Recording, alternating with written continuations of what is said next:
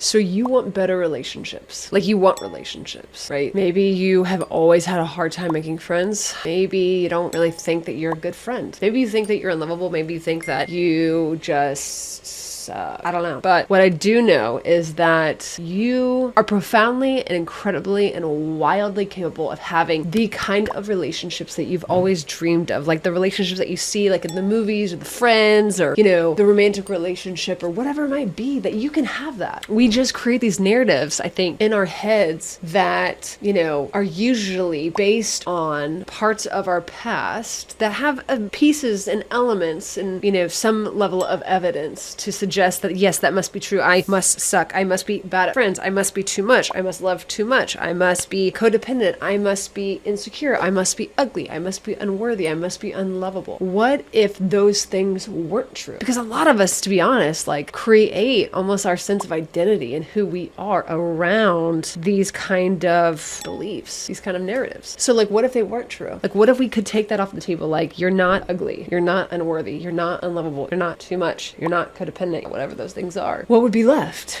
I think for a lot of us, we have been so twisted up in our own narratives and our own internal beliefs around the things that we are not, that we forget about the things that we actually are. And that's huge, you know, like those are exactly the things that keep us from having authentic and real and vibrant and thriving relationships. You know, I think for me, there was this belief that I just was too much. I cared too much. I loved too much. I gave myself too much, and there were elements of that were true, for sure. My kind of codependent kind of stuff would come out at different points, but it created this belief for me when I had a friendship that failed miserably, that I just must be really bad at making friends. I just must be bad at having female friendships. And I remember sitting with my therapist, and you know, and she was like, "Do you really think that you love too much?" I was like, "Yeah, I do." Clearly the evidence, right? At the time I was going through a very tumultuous, terrible, emotionally abusive, like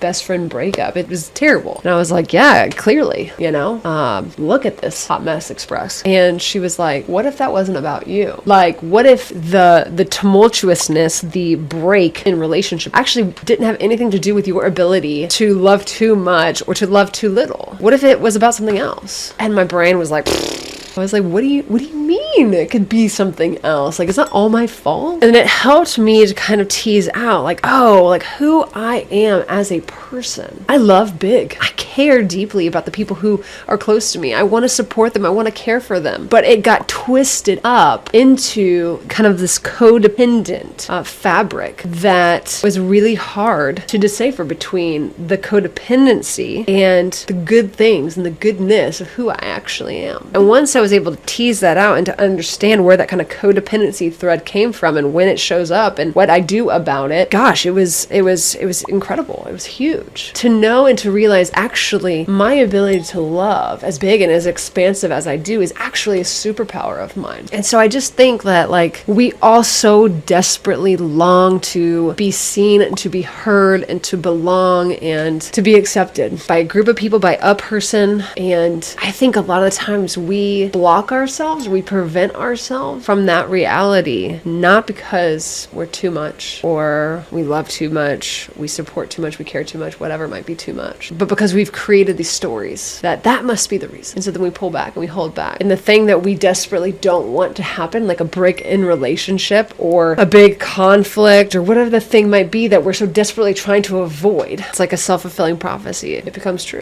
And that sucks. And if you find yourself in that place right now, like, man, I am so sorry, because I know what it feels like to walk into a room and to be treated like you're invisible, to try to tiptoe around and do the right like keypad so that they're kind to you while you're trying to figure this crap out. I know what that's like, and it's terrible. What narratives have you been believing about yourself that ultimately have prevented you from having the kind of relationship that you long and desire to have? When you can get clear and honest, which is is really hard, about what those narratives are that like, yeah, Olivia, like I think I really have believed that like I am too much. And again, there's a little bit of truth, right? Which is why it's so hard to tease it out from what is actually fact and what is actually true, and then what is all the other crap that I've created around it, to assume that it's all my fault, or I'm the one to blame, or I'm culpable, or whatever it might be. When we can get honest about what those narratives are that have fueled us into our present relationships, and then ultimately beyond, we can begin to break down the things that are like blocking us from belonging and acceptance and being seen and ultimately being loved and cared for. It takes a tremendous amount of courage to be able to do that. But I'll tell you, man, like it's worth it. It's really freaking hard, and it's really freaking worth it. When you can get clear about how you have created an identity around all the things that you are not, it frees you up to believe and begin to believe the things that you actually